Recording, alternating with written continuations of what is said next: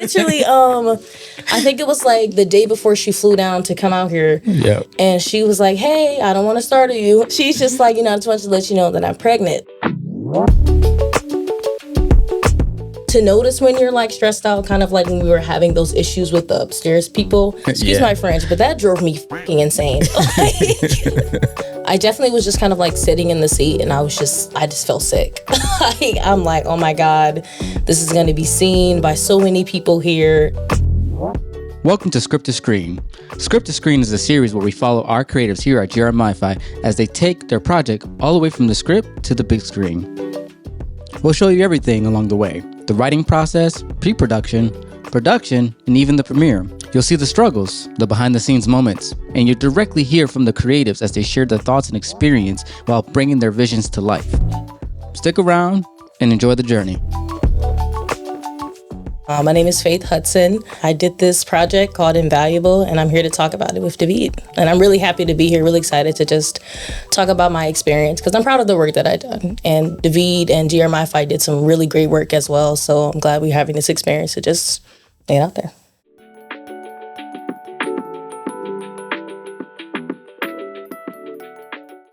You were one of the first people that actually stuck out their hand to help me. So I really appreciated that. I remember when I first started with the script, I want to say I did 8 drafts of the script. When it first started out, it was really, really bare. It was like completely a lot of just different characters. But when I brought it here, I did a table read here. And that took a lot for me as well, because I was just like, man, this is my baby. I don't want nobody to be like, I feel you. But you guys are really receptive. I loved David kind of just set it all up. Had the I think you had it on the big thing, like the projector back there, or that the big TV. Yeah, and we had a lot of GR-MiFi people here to just help out and read, and it was really nice to just hear, because it's different when you're writing dialogue. When you're writing dialogue, to you, it sounds amazing. Like, oh, yeah, that line was good. Mm-hmm. When you hear it read out loud, you like, like, it doesn't sound right. So it was really nice to just get feedback. And then from there, in that point, it was really just honing in on that dialogue, making sure certain things hit when they're supposed to hit. And then you just kind of just start world building. After you really like start to flesh out those characters, you start to think about the world, like where does this take place? So when I started seeing the location, my script changed as well. So it started to fit more into what I was going for. And then I started doing rehearsals with Portia, who played Miss Smith, and Dante, who played, Dominique. Both of their names start with a D, so I get confused. But he played the coworker's friend, and then Jasmine, who played Jordan. I started doing rehearsals with them, and that helped my script writing as well, because seeing them like be in character and like interact with each other and making the script their own, that also makes you go, oh, this sounds really good, or oh, this doesn't hit as the same. Shout out to our actors, No, for real. Yeah, Shout they did an amazing job. Portia, she was locked in. Fortunately, a Grammy one day. Right, she already, for real. No, Oscar, my bad. That's the wrong profession. I was just going with it. Right. Because she deserves it all. Portia is an amazing actress, and I loved hearing about her journey as she went from being to theater acting to film acting, and how she mixes them. So it was just really amazing getting to watch her. I didn't even ask her to audition. I was just like, hey, I remember working with you from Songs from the Sky on Patrice's set, and you were just an amazing actress. And I was like, if you want this role, you could look at the script. I remember sending her the full script, because I only see her playing a 16-year-old, essentially. So I was just like, I wonder if she'll be able to make this change to play this therapist who's really established in her career, who has completely different problems than what a teenager would have. But she embodied it perfectly. Like, it was just seamlessly. Was she pregnant during this time? She was. Yeah, she was. Yeah, she was having morning sickness, everything. She literally, I think it was like the day before she flew down to come out here. Yeah. And she was like, hey, I don't want to startle you. But like, she's just like, I just want to let you know that I'm pregnant. But she was like, I'm not showing it, so I'll be able to play the character. She's like, I don't want any special treatment or anything like that. And I'm like, girl, you're getting special treatment. Yeah, trust me. And it was just amazing getting to know that and just like be on set, and then like I love Portia. You wouldn't even think that she was. Yeah, she wasn't showing yet. She's showing now. Yeah. I always say, well, it wasn't me that originally said it. I don't know who originally said it, but my professor, Ryan Copping, he told me a script is like a film on its own. It's like a movie on its own, because even when you get to the screen, it's going to be completely different from how it was in the script version. But I think the script version is still important because it just feels like a standalone to me. Like if I read the script now, I can be like, okay, this is kind of different from like what I saw. But I still appreciate, it just makes me appreciate the story that I made in every form. How instrumental do you feel like, the team that you picked and like your communication processes? And if you can think about, what is the biggest thing that you learned in the pre-production process? How to be flexible, how to adapt to certain situations. Because again, this is a student film, so we don't have all the equipment that we want. We don't have access to all the things that we would like. Like if we had $1 million budget, I'm pretty sure we could have, But you do with what you can. Patience with things, because filmmaking isn't like a one and done. It's like something that adds together and it continues to build on itself, and you just have to continue to grow and move with it. I can't stress enough, I really loved my team that I worked with. And it's also nice because filmmaking itself is already stressful. So you don't need, it is stressful. Like anything that can go wrong, it will go wrong. Yeah. Kind of like when we were having those issues with the upstairs people, excuse my French, but that drove me insane.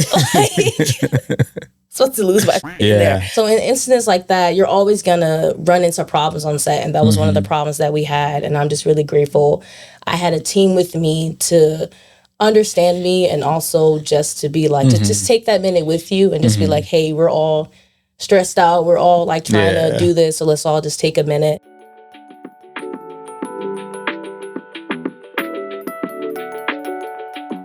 Hi, I'm Avery. I'm editing in Valuable, or I guess I'm on the team. So yes, Avery's. What do you mean you think you on the? Well, yes, I am. I am on the team. Avery's main editor, and she's been doing amazing. She really been doing surgery, like she piecing these together. So yeah, I think that Faith and I like bounce off each other really well too, because I obviously I've edited so many countless things, and it's like very just like you're not gonna have everything you want, and nothing is gonna be completely perfect. It felt really amazing at first, because I'm just like, wow, this is amazing, kind of just seeing my script come to life on the screen.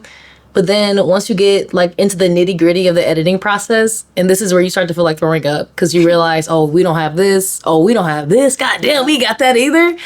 And so usually for me, I'll just be like, okay, whatever, let me just do something, fix it up. But when with a different perspective, when I'm with Faith, it's she'll be like, oh no, let's figure this out. I think it's really good that you have that skill, because some editors, I've worked with a lot of editors before, some editors are unwilling to be flexible. They'll just it's just hard to work with unflexible editors. So I really like how you're really flexible. You'll just be because I'll be like, damn, we got that. But then you'll be like, okay, wait, let me show you this. Hold on, let me cook. And I kind of feel just having access to GR-MiFi, coming here today, we didn't know where we were going to do it. No.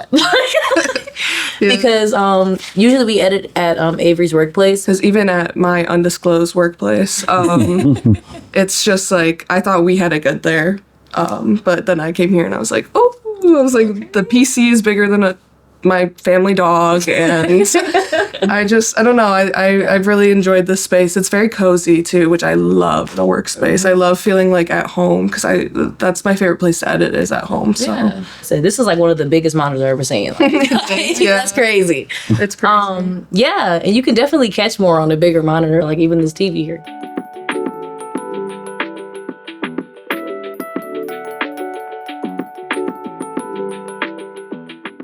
I definitely was just kind of sitting in the seat, and I just felt sick.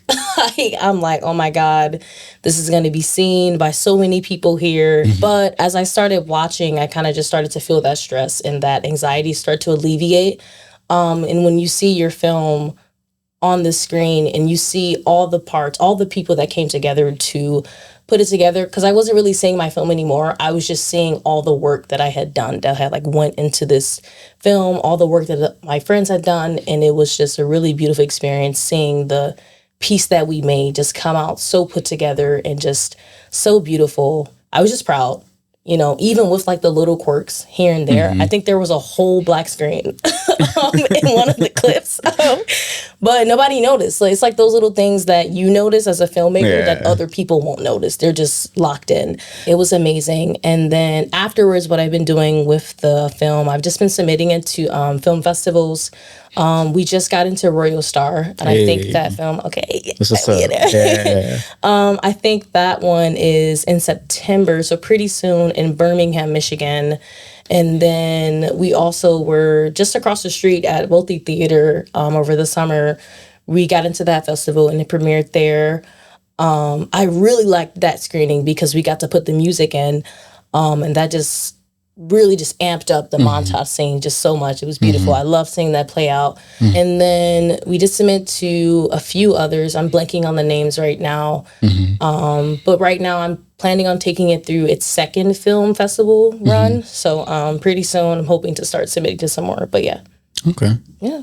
Awesome. And then just lastly, I want to hear kind of like, what is your plans? You know, like, are you working on another script? How do you feel, how do you see yourself doing this differently?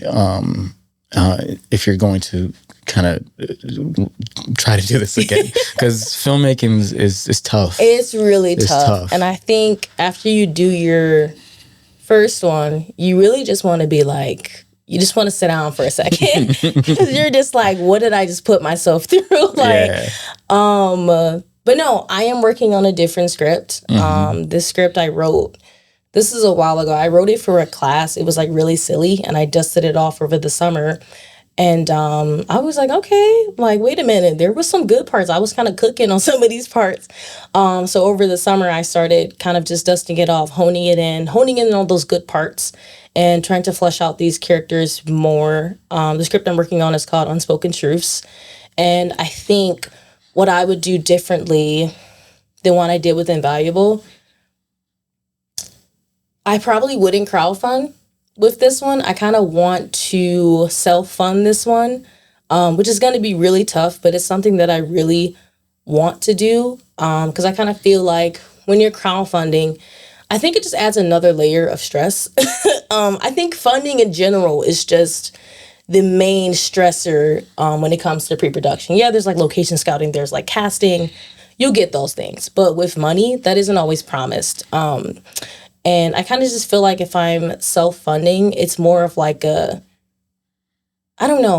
more of like a self-paced thing. They're rather just like, oh my God, let me just pull from here. I think I would set aside more time to edit because I kind of feel like with this editing process, which is different because it was a school project as well. So this would be like my first project that I'm working on that's like not school related. And it's just like a passion project. It's something that I just want to do because I love filmmaking. I definitely would set aside some time, more time to just do more editing. So not to say that our first edit didn't turn out good because it was really good. I just feel like the stress of it all is just unneeded. Especially when we've already gone through this whole process. Yeah, I think you had like a 2-week turnaround, right? Yeah, 2 weeks, if that. That was crazy.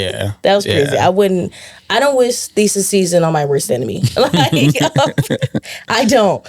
But yeah, I think that's like what I would do differently this time around. Because I kind of feel like the first time, I don't think we really had issues on set. I think the only issue we had was when it was pouring rain. Yeah, that's nature. We can't do anything about that. It's like crazy. But yeah. Once again, I just want to say congratulations. Thank you. I'm proud of you. Thank you so much. It's not often that I hear when people come to me with an idea that we see it 100% through. And I know you're also in school, so you had no choice. But at the same time, you could have had a mental breakdown and quit. Yeah. You know what I'm for saying? sure. And I'm sure if anyone who's done anything school related or also has put a lot of time and money in anything, we've all gotten really close to doing that. And No, because the stress is definitely what makes you kind of just step back. And I kind of think I also try not to be so hard on myself because, again, thesis season is just so crazy because, like, you could easily just drop the thesis class and be like, Right. you know. But when you set your heart to something and you're just like, hey, this is the script, this is what I want to do, I want to make it into a film, class or not, I always try to just go after it. Just go. Kind of like, it's something that I want to do, and it's always something that I've wanted to do. Yeah. So I try not to just drag my feet on it. So And I know just another point just to make, and I think like not disrespect to any GV students, but like just watching the films, because I missed the showcase for Songs of the Sky, so I was a part of this showcase, and so you could have just easily shot whatever, and like phoned it in, like and called it a credit because it's for class. It's a credit, and you know what I'm saying. Whether you got a good grade or not, I don't think it would have mattered. I think you would have just, got some people just say, "Oh, this is my grade." I'm never going to show this master. I'm not going to show nobody this film ever. But like, you made a really great piece of film, and a lot of others did. But some people, you could just tell, like they just did the bare bones and got it through. But like I legitimately can say that, like, if I was not a part of this project, I would think that this thing had, hundreds of thousands of dollars behind it. A crazy team who's been doing it for a long time. You did something really I definitely amazing. had a crazy team. Yeah. You got to have a crazy team to pull something off like that and we were under budget. Y'all ain't even know. I don't even know. We were under budget about they were supposed to raise $3,000. We only raised $2,400. So it's not that bad. Right. We were under budget. But just to your point, that's another thing that's kind of like hard for me to accept, which is why, again, I'm glad I got to handpick my team. But it's a hard truth. It's a hard pill to swallow, seeing that some people aren't just as dedicated as you. They're not as passionate as you. So it's just something that I'm still working on when I do meet someone who's not as dedicated, who's not as passionate, because not everybody's going to be the same as you. And that's no disrespect to those other filmmakers. That's just their film style. But it's definitely something that I think any filmmaker that's like coming into this field is just to know that, not to say don't have expectations, but just know not everybody's going to be the same as you. Not everybody's going to have that passion. They're not going to be as dedicated. So don't be like, you can be mad, but don't be like, what's the word I'm looking for?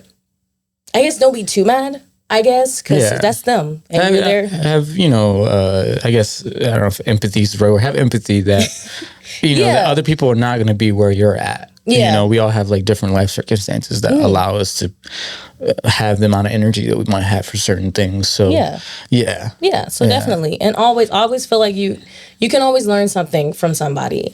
So whenever I am in those situations where I feel like I'm like, man, what am I doing here? I always just try to take a step back and just really look at the situation, look at the predicament that I'm in, whatever shoot, whatever set that I'm on. There's always something to learn. There's always something. I learned a lot from you on set. But yeah, so I'm really grateful again to be here. Thank you so much for having me. I really enjoyed talking about my experience, the beautiful experience that I had of making Invaluable. Well, thank you. Yep.